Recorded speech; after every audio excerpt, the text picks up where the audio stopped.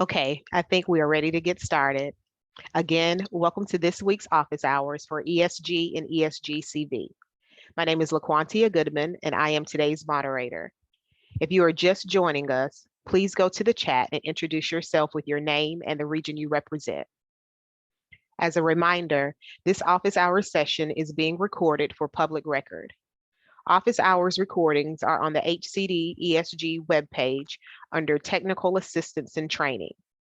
A copy of the slide deck and recording will also be emailed to you by your grant administrator or annual representative. Slide 2, please. How to ask a question. All questions must be submitted in the chat box. Please type your organization and question into the chat box. The team will read questions out loud at the end of the presentation and will provide answers, if possible, throughout the presentation. All questions and answers entered in the chat box will be recorded as part of the public record. Alongside our presenters, we also have several HCD staff, including ESG representatives, ESG-CV grant administrators, and other consultants who are able to answer questions during the Q&A session. Slide 3.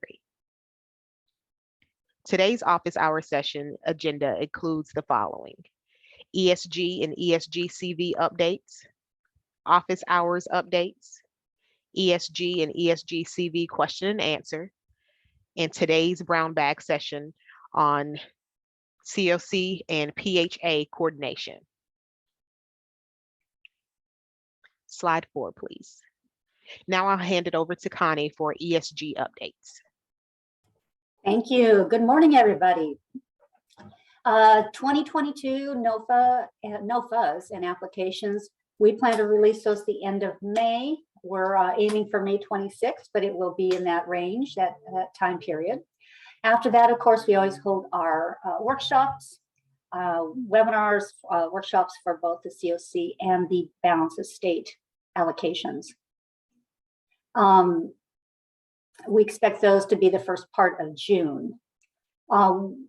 Applications, of course, once we release the NOFA applications, you'll have 60 days after that to submit applications. For those of you that are expecting awards under the 2021 NOFAs, we are in the middle of a process of pulling together the standard agreements, and we will start routing those here pretty soon. Hope to have all of those out to you by the end of July for those that received awards under the 2021 allocation. For those grantees that currently have open 2020 ESG annual contracts, just a reminder again, July 7th is the expenditure deadline. If you are having any difficulty or need any help with your 2020 annual ESG contract, please reach out to your ESG representative. Time away, and that July 7th date is coming closer. Next slide, please. I wanted to start talking to everybody about personal identifying information. And I know that the CV, for those that have CV contracts, this is something that's already in place, and the discussions have been going on. For our annual team, effective now, we will be reaching out to all of you and sending any detailed expense reports back that has personal information, client information. So we ask that starting now, if you haven't been doing so, please begin to identify your clients with their HMIS number or some other type of unique ID number. We don't want to see their names on the detailed expense reports. Again, that's personal identifying information. We need to start really being aware of that and on both sides, and making sure that we're not passing around that type of information. If you're being asked to provide to us any backup documentation, again, we'll ask that you redact any personal identifying information on that backup documentation. That's something that we haven't been doing for quite some time, and now just kind of preparing everybody, you're going to start hearing from your ESG reps about that. Subrecipients are required to redact all personal identifying information on documents, unless we ask request that you don't. And we are monitoring. We're doing our mini monitoring, and we'll be getting our annual monitoring. So just wanted to prepare everybody for that. And the next slide, please. And I'm sure most folks are aware of redacting and what that means. So I just put this information on this slide. We'll have some policies and procedures in place here in the next few weeks, also for all of us to rely on and to use as a resource. But again, start being aware of what information you're putting on your detailed expense reports, and if you're also submitting backup documentation. I wanted to let you know that coming soon, we will have a secure site for you to send any backup documentation that we will be requesting for monitoring and so forth, for you to submit your documentation into. So what's going to happen in the next week or so, your ESG rep will send you an email letting you know that you will be receiving an email from our IT department, and we'll provide a link to you as far as where you can put your any backup documentation. So at that point, you won't be emailing your rep with personal information. That does not include your detailed expense reports. Your RFFs and your DERs will still be emailed to your reps. We'll have more information on this, but of course, always, if you have any questions, you can write to the NOFA box or send me an email. Next question too. Our next slide, please. Again, here's your ESG team members and the NOFA box email address. We're in and out of there several times throughout the day. If you have any questions, reach out to us. We'd be more than happy to help you. Our grantees know, there's been a lot of updates and a lot of changes that we've asked of you this year. So we appreciate your patience, and we're all working together to get our monitoring going, to work hard as far as being aware of personal identifying information and the other things that we're requesting of you. So that is all I have for today. Thank you. Thank you so much, Connie, for those updates. Now I have just a few ESG CV reminders and updates. If you have not submitted an RFF to your grant administrator this month, please do so as soon as possible. As a reminder, you must black out all client personal identifying information, PII, just as Connie just discussed with ESG, in your backup documentation, and make sure that includes the name, address, and etc. Any RFF submissions with client PII will be returned for changes. Next slide. HCD office hours updates. Our upcoming office hours are May 4th, the new ESG and CV notice overview. May 11th, indirect cost. May 18th, HDIS and HMIS. And please remember to visit the training website at any time to look for any training that you may need to access. Next slide. Here you will notice our COVID response resources. I will not read them to you, but know that the links have been emailed out to you and can be available whenever you need them. Next slide. And the same for our ESG resource links. At this time, if there are any questions, please put them in the chat, and you may continue to put questions in the chat throughout the presentation. We do have one question. Would it be possible for ESG staff to provide a resolution template ahead of the 2022 ESG NOFA release? So I'll go ahead and answer that. Yes, we always do. We always release the resolution templates. There are still the templates out on our ESG webpage from the 2021. So that template's not going to change. I don't anticipate that changing this year. So if you go out to the ESG webpage right now and you look at the 2021 resolution templates for the balance of state and COC, you should be good to go with that if you're trying to work on want to get your resolution started now. Last year, we made a lot of changes. In particular, we really enhanced and the attestation portion of those resolutions.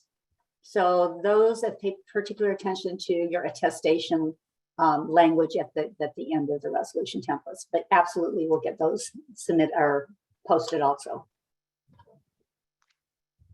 And a second question for you also, Connie. Should we redact and also add the HMIS ID, or will it be acceptable to redact without adding in the HMIS ID? So we would want so I think what you're asking, so if you submit some rapid rehousing rental assistance charges for a client, just not give us anything, but just say rental assistance. I would like to see an HMIS number. And the reason being, if we were to ask you for, maybe the rep will want to do ask you for some backup documentation, a copy of the lease, an intake form. It's easier if you can tie it from the DER, HMIS client 1234, and you can just write that HMIS number up on any backup documentation you may have. So we ask that you do provide some kind of identifying number for that client, just not that person's name.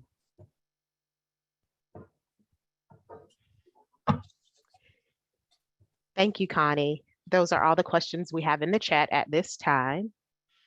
But remember to continue to put those questions in the chat throughout the presentation. Next slide. If you have any questions or need to contact us, you can reach the annual ESG by reaching out to your ESG representative or using the email esg@hcd.ca.gov. If you need to ask questions about ESGCV, please do so via your grant administrator. Next slide. Now I'll hand it over to Chris for today's brown bag presentation on PHA and CoC coordination. Thanks, LaQuantia, and thanks everybody for joining us. I just wanted to reiterate something that LaQuantia mentioned. There is a new ESGCV notice out there, and we have not said much about it last week or this week. Next week, we will get into it deeply, so please do join us. We also expect HUD to be with us. So it'll be a very good opportunity to talk through that new notice that did change a great deal of things for us. But for now, we're going to switch over to our brown bag. And remember, brown bags, we are meant to be interactive. So feel free to, once we get to the points where we can communicate, come off mute, talk with our presenters today, and have really good discussion around coordinating between CoC and public housing authorities. This is something that we see coming up quite often these days, and wanted to just help lay some groundwork on how to build those relationships, how to have that conversation. So it is my pleasure to hand it to our first presenter today, Mindy Mitchell, but we'll also be hearing from Erica Snyder. Mindy, would you take us away, please? Sure. Thanks, Chris. Hey, everybody. So great to see you all again from my little perch here in Baltimore, where it is kind of gloomy and a little cold, and I'm always jealous of all you folks in California. And we will be talking today about working with, I'm assuming most of you are on the homelessness side of things, so I'm framing this as working with your PHA. And you can go to the next slide because I have a poll-ish here. It's not an official Zoom poll because I think for the most part, we're not PHA folks on this call, but are any of you with your housing authority? Either come off mute and shout out or put it in the chat, because we will want to call on you as an expert later in the presentation. Any PHA folks?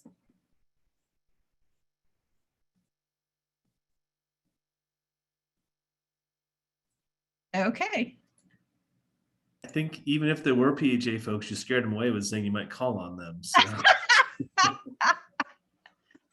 Never fear, PHA folks. I know you always get a bad rap, and I am here to defend your awesome work. And that will be my part of the presentation today. So hey, Tamara.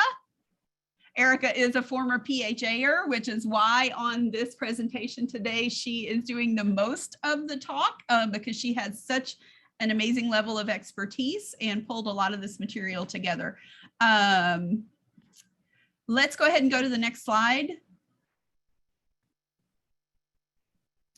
Because I want to just I am not going to read you guys all of this. I am going to make a point here that Erica is going to go into a lot more detail about understanding if we're going to do collaboration in personal relationships, in our work in the field, in our larger work in the community, trying to build partnerships, we really need to understand one another's roles. And that includes getting to know each other conversations, which Erica will talk more about. But I want you guys to see here, I'm going to give you some just visual, obnoxious, lawyerly examples of the differences between PHAs and CoCs. So this is just copied and pasted from the HUD website. There's a lot more text to read. This is what PHAs do, right? They have public housing. They also have housing choice vouchers. You can go to the next slide. And here's what CoCs, go back one. This is what CoCs do, a lot less text here. Something from the previous slide is there's something like over 3,000 individual public housing authorities in the country. So many of you who are working within the CoC context, of which there's maybe a little over 400 continuums of care. Your CoC itself may be working with multiple PHAs. Each of those PHAs have different things going on. So I really want us to, especially those of us who are mostly on the homelessness side of things, really be open to understanding where PHAs are coming from. And that they may actually have a lot more on their plate that makes them seem to be not willing to work with you. But if we're all coming into partnership work, assuming best intentions and thinking about shared missions and goals, I think this is really important for those of us who have traditionally been on the homelessness side of things to understand about public housing authorities. So next slide. Okay. And when I say fun here, it is definitely in scare quotes. I am a lawyer by training, not in practice. But one of the things that you learn early on in law school is how to find and read statutes and regulations. So I have some links here. I am going to actually share my screen for just a second because I want to demonstrate some things about the differences again in PHAs and CoCs. Okay, so can everyone see my screen? Holler if you can. Yeah. You can? Yes. Okay, good. Okay, so what I want to show you guys here, because this always cracks me up. I used to do national policy work, so I did spend a lot of time in here. So there's statutes, right? Like, so the McKinney-Vento Act is a federal statute. And that lives here on the code, the US code, right? It's Title 42, Chapter 119. This is the entire McKinney-Vento Act. It's 69 pages in PDF. This is just the CoC part of the Act for the CoC program. It's 16 pages in PDF. Now, I want to show you, this is the entire statute that covers public low-income housing. It's 198 pages. So again, when you're working with your PHA, just remember 16 pages versus 198 pages. And that's just statute, right? Like that's just the law. As you guys all know, every law ends up becoming a program that has a federal agency that's issuing regulations that are even more, I won't use the word onerous because we love government and it's good to be able to determine how money is spent. But just showing you here, this is the Code of Federal Regulations for the CoC program. I'm just scrolling down here. This looks like a lot, but this is everything in the regs for the CoC program. All of these little arrows are dropped down, right? Here is everything in public housing. And this is not even opening up all of these subparts. All of this, all of this, all of this, all of this, all of this, all of this, all of this, all of this. So just remember those visuals as we continue our work here today. And when we, yes, that is a lot of regs, Chris. So when we go into our partnership work, especially with PHAs, and we're doing those conversations about how to partner together, understanding what each of our entities, continuums of care and PHAs have on our plates, requirements that we have to do, check-ins that we have to do, levels of bureaucracy that are impeding or facilitating our ability to get things done. Just remember, 16 pages versus 198. Okay, next slide. And I think, Erica, you're going to take over here. But I always, when we have this conversation, sometimes it can feel like for those of us who don't have any partnerships with a PHA, it's not an impossible thing. In fact, some PHAs actually administer CoCs. So go ahead, Erica. Great, thanks, Mindy. I threw the link into the chat for this resource that's featured on this slide in particular. I just want to say, back in the day when I worked for a PHA, my whole role was to really help to coordinate how the PHA interacted with our continuum of care and the broader community, and to make sure that the voices of how we could best serve those who are experiencing homelessness was lifted up. And so the benefits of CoC and PHA coordination is something I've been able to experience firsthand. And it can be a really powerful tool in your community. It doesn't have to be an adversarial relationship or an us versus them mindset. Although I would say we're human, so we're not always going to get along. But I think hopefully a lot of us understand or can think of our own benefits of a CoC PHA coordination. If you have others that aren't on this slide, throw it in the chat. We'd love to hear about what it looks like in your particular community. But ultimately, one of the biggest takeaways that's going to be helpful is really finding the best practices, and maybe best practices locally for your own community, on how to help people who are experiencing homelessness become permanently housed and end their homelessness. It also gives a chance for us to be able to efficiently and equitably look at the programs and be able to tweak them in real time and determine how can we best serve people. And then one thing that isn't particularly glamorous, but is a huge time saver, relates to being able to have coordination on documentation, not only agency to agency, but working directly with households in navigating the labyrinth that could be, what are the documents you need for a voucher? What does your landlord need to fill out?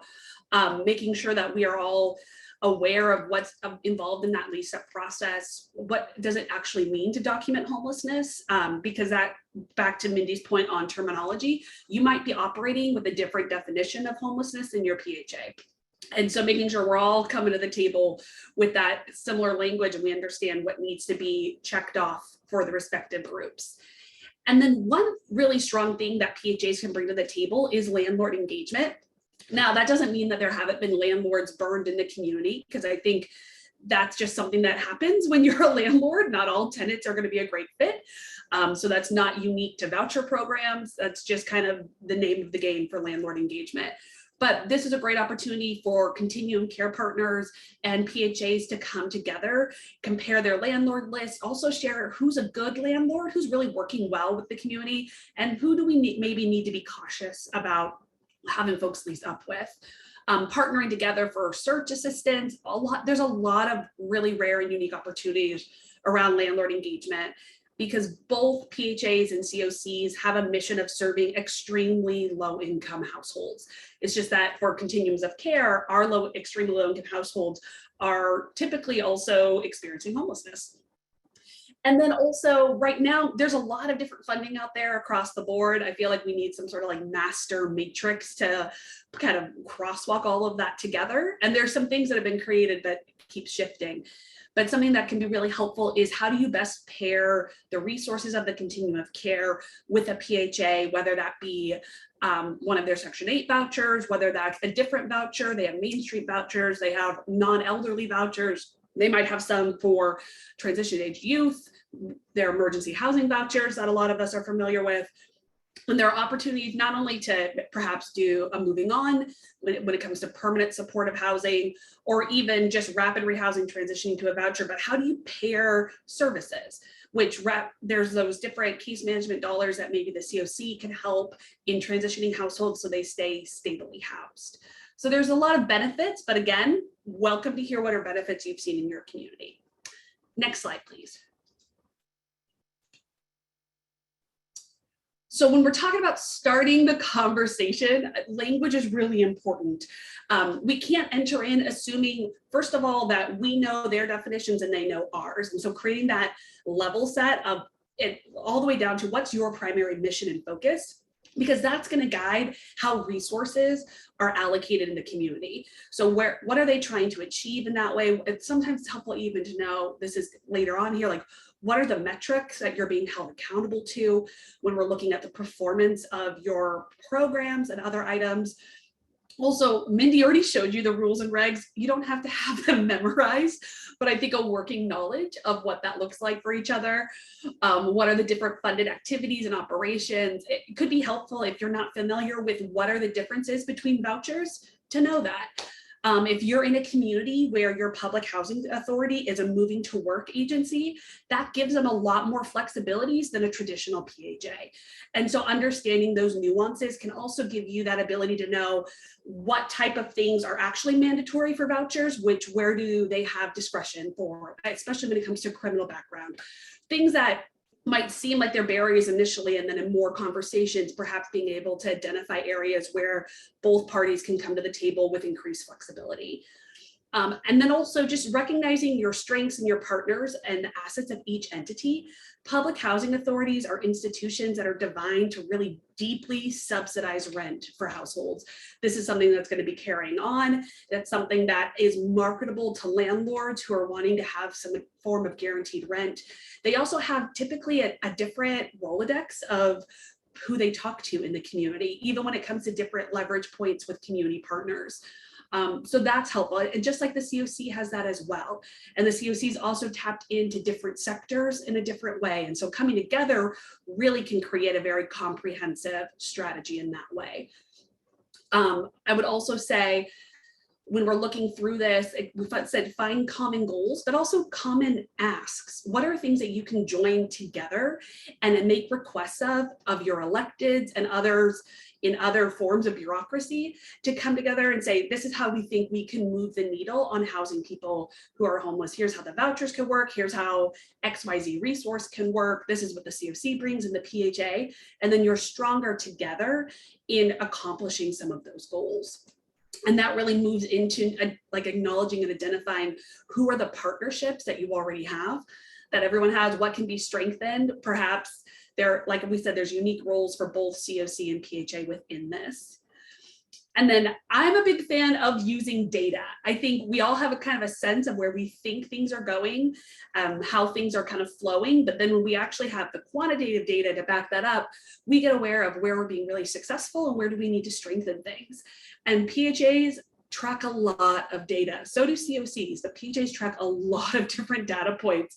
And that can be really helpful when it comes to informing your goals and your priorities, tracking progress, making sure everyone's staying on the same page, and then also keeping those goals fresh, because we know data changes somewhat frequently. And so we don't have to have the same goal for 5 years, but if we're regularly looking at things, perhaps we need to update it based off of the current climate that we're operating in. And this is also helpful too, because when you start having conversations about data, that can also unearth where there might be some different interpretations of what different things mean, and you can clarify that. We do the best that we can to translate language back and forth, but that's another opportunity to make sure you understand what's going on there, but also what's going on within your jurisdiction.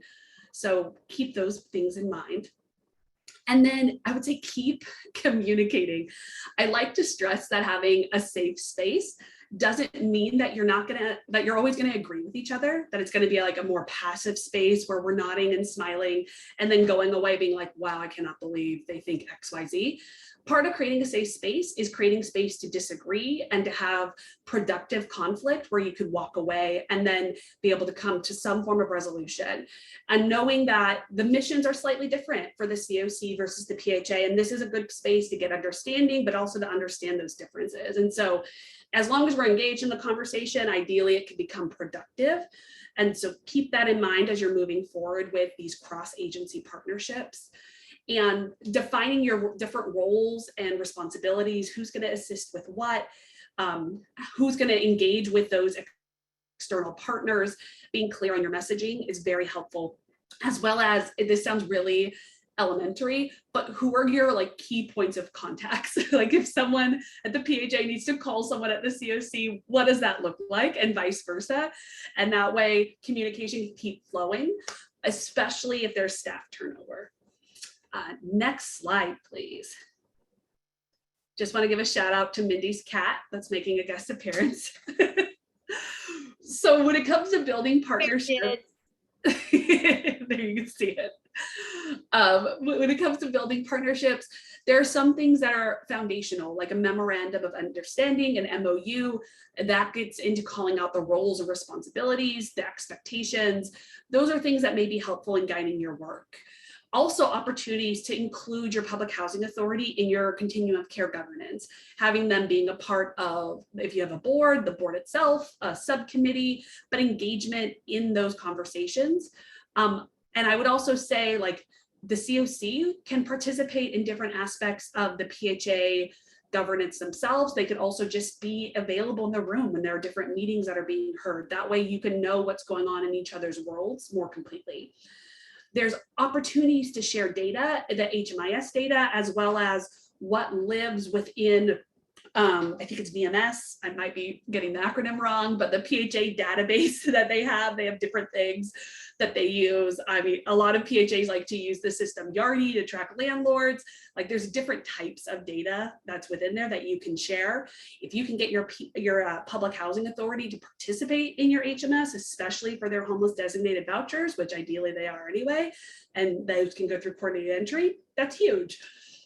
And again, like also participating within different committee meetings, work groups, subcommittees. And we don't have to have a meeting, but where it can be productive. Like if you're doing work in your community around landlord engagement, your PHA may be a great partner to include in those conversations. As you're going forward, case conferencing participation would be helpful in getting folks actually linked up to resources and knowing what's available, as well as different opportunities for cross-training on policies and procedures, on different programs that are being operated. You know, sometimes public housing authorities might not have a strong understanding of what is coordinated entry. They may not be in depth on what does it mean to rapidly rehouse someone. So there are definite opportunities for cross-sharing of information. And then I'm going to skip to the very last one because I think that this could be helpful, but it might it might push the envelope. So maybe don't push the friendship right away if you're not there, but you can get there when it comes to if you have a public housing authority that's releasing requests for proposals or notice of funding availability, especially around development, and project-based vouchers or sponsor-based subsidies are included in those. It's a great opportunity to have someone from your continuum of care participate in the review committee for those permanent supportive housing developments or just other developments in general, especially because there's often an expectation, rightly so, that PSH should have services included, and the CoC is has a great opportunity to review the program plans in place. And so that's an opportunity to get involved that might be different from what you would traditionally see when outlined on partnerships. Next slide, please.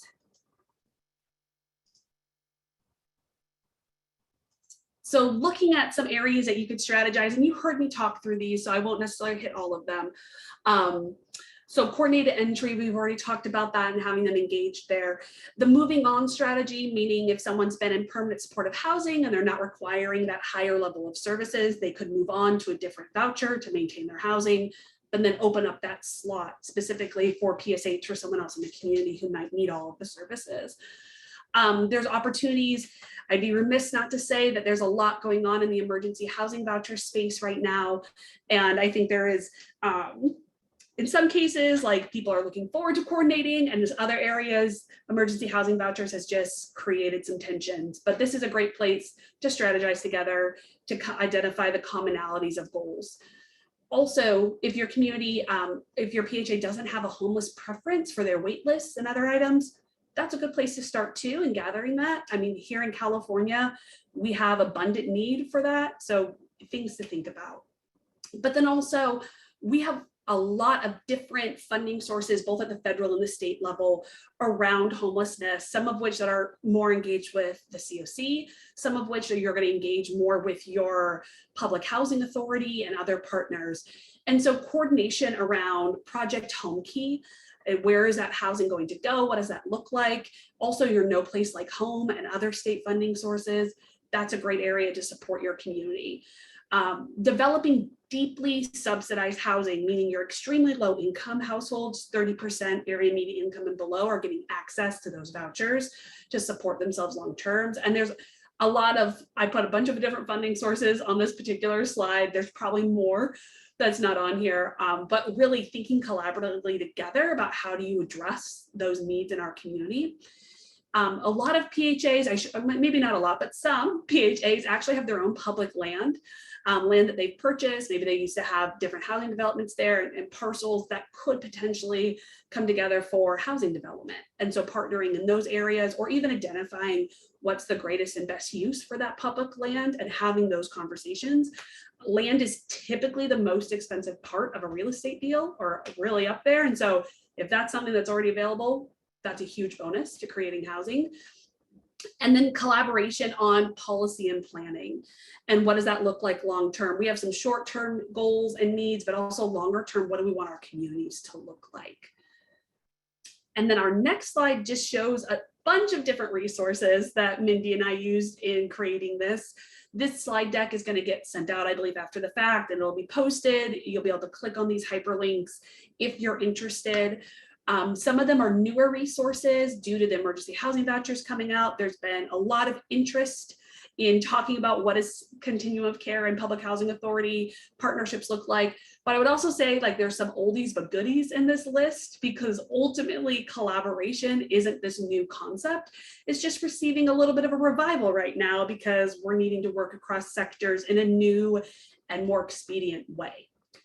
So with that, I am going to just throw it back to Chris for some maybe Q&A or general conversation. Thank you, Erica, and thank you, Mindy. Go ahead and go to the next slide, please. We are to the point where we can have any sort of discussion that folks want to have around coordination between CoCs and public housing authorities. I will just say this, and Erica and I were kind of joking about this in the chat. I've had in my career a very tough relationship with public housing authorities, where they're often seen as someone who sits almost 100% within a CoC or within an ESG entity as an opponent. Their processes are different. As Mindy showed, their regulations are just so much more, and finding those consistencies has been a personal struggle for me, because I am always client focused, and a lot of the public housing authorities I had worked with in the past didn't feel that way. I bet they do now. I've been out of the field a decade. I bet it does feel different. I did see through the EHV process folks coming together. I still saw folks pulling apart as well. And it was interesting to see that push and that pull in certain communities. And I can say, as someone who's been in the industry for 20 plus years, I don't feel like I have a very good handle on this. I think what Erica and Mindy presented is fantastic, a good way to start. But just like any relationship and any coordination, it doesn't start without a lot of hard work and building those bridges. And I think, Erica, that's one thing that I'll probably sit with the longest is, other than what Mindy showed as far as regulation and rule, is the fact that you need to create a safe space to have disagreement, not to create a safe space not to have disagreement, because our programs are not aligned and our clients are not always, we're not viewing the clients in the same way. So I think that's a really important point. Mindy, any other comments that you would like to have after Erica's session? Because I thought that was a pretty good section. Yeah, as I said in the chat, Erica is just such an expert on this topic. And as with all things that we've been working on over the course of this technical support, you guys have just such a great resource, a California resource in Erica.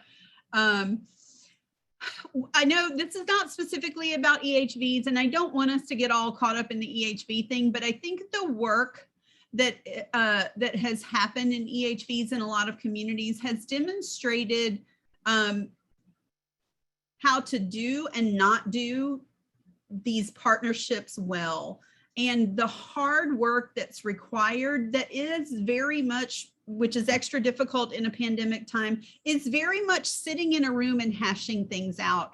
And like Erica talks about, it's a safe space. We need to create these spaces for having hard conversations, for hopefully not acknowledging that we come into the space. I think a lot of us in the homelessness space do, with thinking of the PHA as the bad guy in our communities, that's anti-housing first, that's not interested in actually helping the folks that we work with, and being able to say, acknowledge, like, we come with all of this baggage and these preconceptions.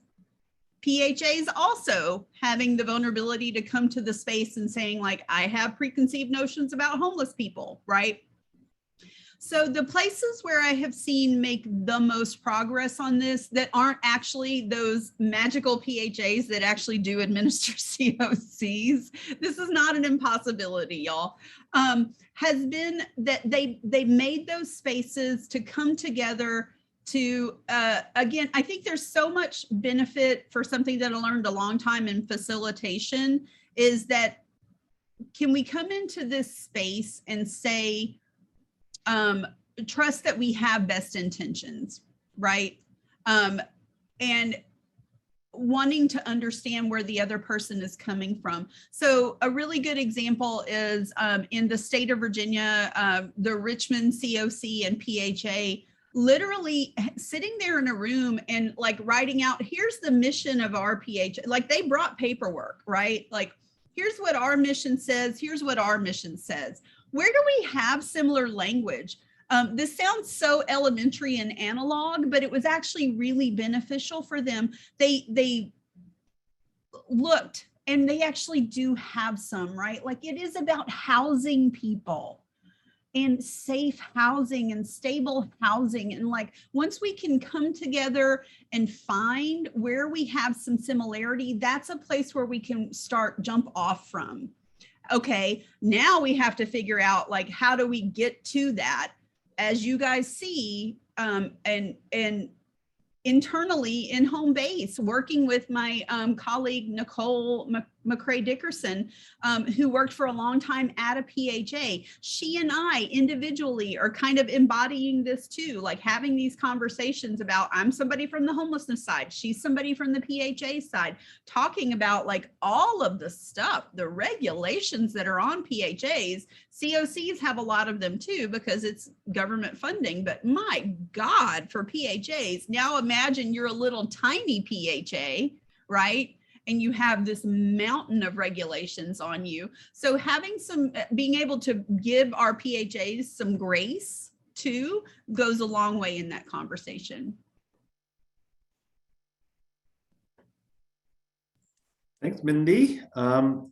We don't have a lot going on in the chat. Anyone would like to come off mute and continue this conversation and add anything to this, or would we like to take 15 minutes of our day back? I really want to talk more about this, because to me, it's still a place I don't understand a whole lot. Erin, are you going to add into it? Go ahead. I can.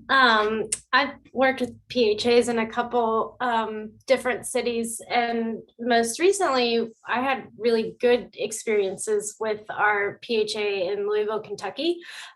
During COVID, they were able to change their priority preference to anyone that basically had housing instability. And so it went even beyond like what, the traditional HUD homeless definition is. And that was a game changer for our community, because pretty much any person that the CoC was working with through any of our projects was able to help that person apply for public housing, and it also moved them up the wait list. It changed like the entire like lottery system, wait list, everything. And so now we see the PHA as just a legitimate resource, just like any other CoC program, which was not something that was there prior to COVID. So we actually were able to use the pandemic kind of, to open up more opportunities for collaborating with our PHA. And that was a really positive experience. So I don't know if anyone else can try to, convince their local PHA to change their priority preferences, but just working alongside with them to change their policies really changed the game for us. Erin, what was the arguments that were made? Because I think a lot of times, and again, let's acknowledge that we're all coming from this space. We're assuming all of us on this call are us going to the PHA and trying to convince them to do something. And that may not always be the case in every community. But what were the arguments that really resonated for your PHA? I think which probably most struggle with this issue, is that their wait list was not accurate. So whenever they did, have openings and they'd be going through their list, it was taking them forever just to try and find, a phone number that was working or an address that was legitimate. And so I think they were equally as frustrated with not being able to lease up their vouchers just like everyone else. So when they changed that and kind of did away with that like long-standing wait list and basically kind of just did a refresh, anyone that they basically sent notices out to the entire wait list, anyone that did not respond was just taken off, and it's just kind of like a new fresh wait list now. Basically all of the outreach workers and different housing providers are referring people to it. They were able to use some of the CARES Act money to hire additional intake staff to work on processing the applications for PHA. So they were able to staff up even more, which helped hiring additional intake staff to do all the paperwork, verify the housing instability, things like that. I think worked more in their advantage. So they saw those benefits. That's excellent work coming out of Louisville. Thank you for that, Erin. Chris, I think I would just kind of like representing some of my former PHA colleagues and things in thinking about if you are in a community where you're struggling to either build a relationship or maybe you've hit some roadblocks. Just a lot of the PHA colleagues I had would sometimes be nervous about leaning into conversations around how their role in addressing homelessness, because their mission was a bit broader in who they serve, and it's not just one subset of the population, and kind of concern of like, if I dip my toe in the water, am I going to like suddenly have an avalanche and now my resources are going here, and then we're going to be seen publicly as not serving all of the vulnerable populations we need to within our community.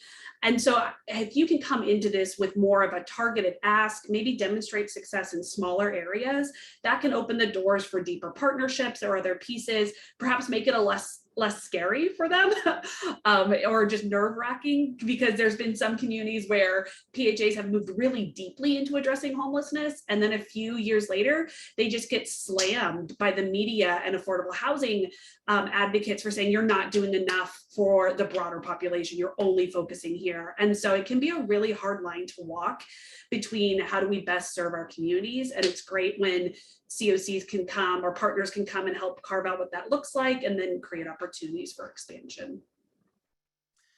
Mindy, it looked like you had in the chat responded to Carla. Would you like to do so verbally as well? Yeah, everyone, you can see the comment from Carla about changing language,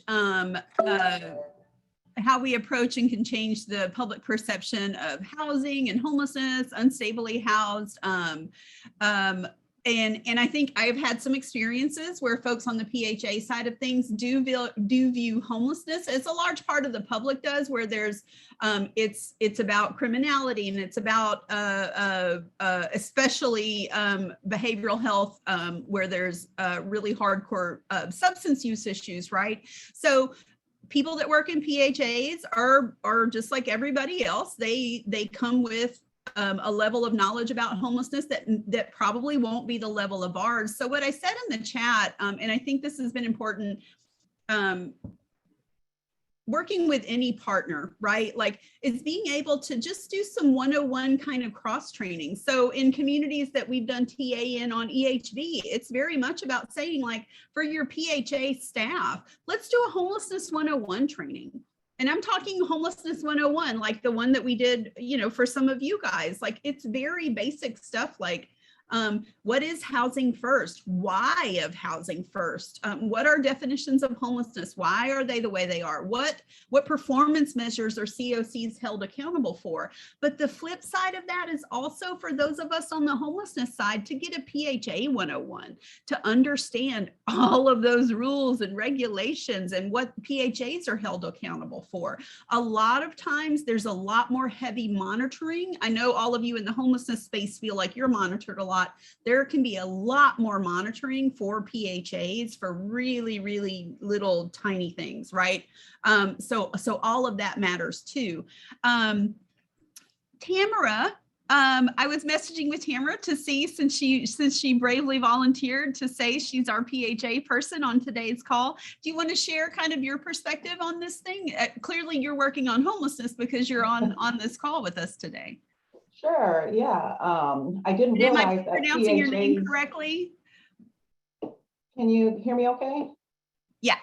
Okay, great. I didn't realize PHAs had such a bad rep among COCs. So I oversee administration of 2 housing authorities in my area here in California, Northern California.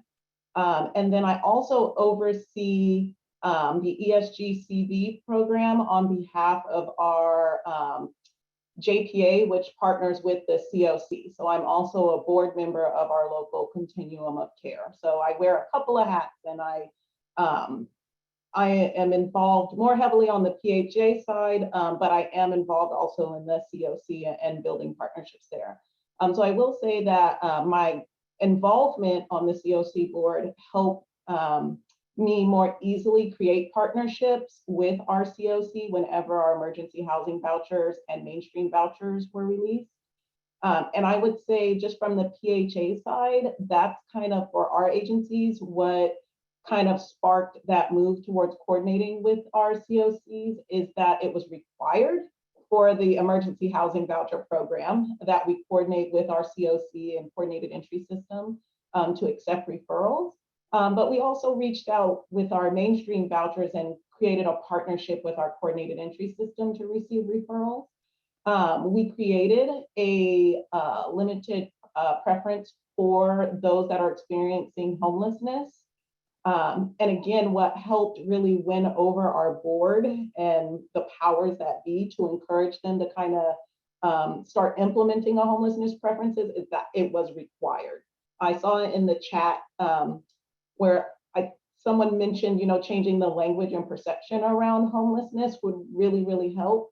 And I can say that, our board and those that we have to convince to implement those changes, hold on to those perceptions. So for us as staff, being able to say, look, our hands are tied, HUD says we have to do it, really kind of rocketed moving towards, okay, let's create a homeless preference. Let's see how we can partner with the COC, take those referrals and move to helping more homeless people in our community. Another piece that I'll mention is honestly the administrative dollars. We do not get a lot of admin for running these programs, so we're already on a very, very tight budget. And so if we don't have the admin to pay staff, then we don't have staff to do those extra things like housing location or it's funny, we just had a meeting with our coordinated entry service provider and realized that when we were saying, we need someone to help with housing, navigating housing, and you guys have that, and they corrected us, said, well, no, we have a housing locator. We don't have a housing navigator. And it's like, well, we don't know what that means. We just need someone to do A, B, and C. So who does that? And they need to help our clients. So with those partnerships through mainstream and EHB, we get on a coordination call with our COC member and coordinated entry system service provider at least weekly because we are pulling those names and referrals off the list so much and so often with the intention that we would, once the program is fully leased up, probably meet at least quarterly, just to talk about status on the wait list and how many referrals they have. We're looking at starting to attend their case conferencing calls that they hold monthly, and being a part of that, so we can explain not just to our coordinated entry system, but also all members of the COC, like how does the PHA work? What are our limitations? It's very, very true what was presented earlier about the limitations and regulations we have to abide by. Unfortunately, we can't just take a referral and hand them a voucher. Like, we have to put them on the wait list, and then there's a ranking or an organization to the wait list. And depending on the housing authority, they might go by date and time on who was first, or a housing authority might have preferences. So, you know, there's a lot of nuances that go into who receives assistance and how quickly. So yeah, we've been taking the opportunity that the emergency housing vouchers have presented, not just with implementing a homeless preference, but also the additional service fees and dollars that HUD provided to the housing authority, to where, okay, now we can provide security deposit assistance if there's no funding here, or rental application assistance where we didn't have that before.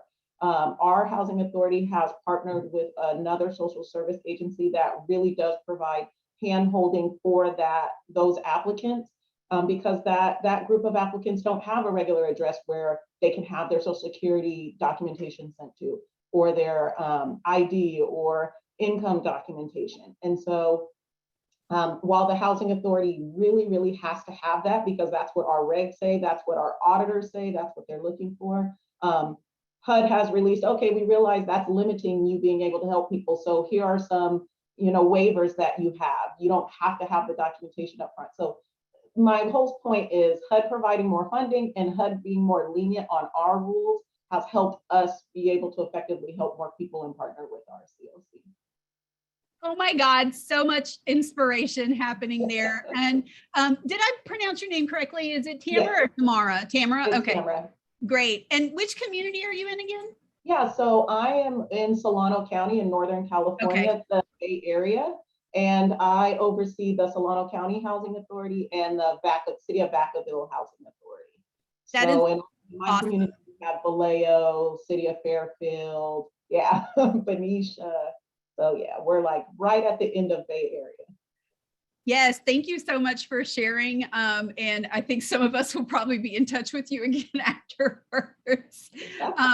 So many great nuggets there, especially just the thing that you talked about what do we mean by housing navigation and housing locator, and even those two terms mean very different things for a PHA, for a COC. And so being able to say, what do you mean by that? What do you mean by that? Okay, let's find the common thing that we both want to accomplish from that. Thanks so much, Tamara. I really appreciate it. Chris, I think we're getting close.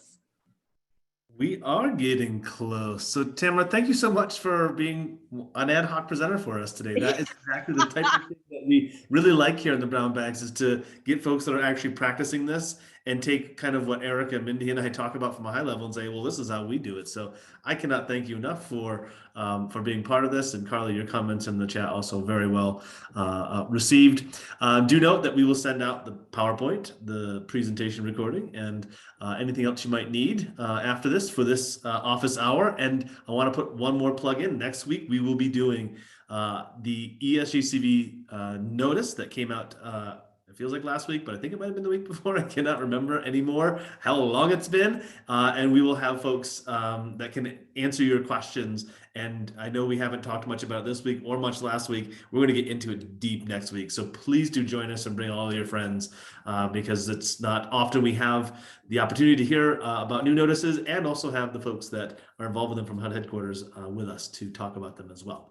So with that, I'll say thank you for joining us this morning, and we will see you next week. Bye, everybody. Thank you.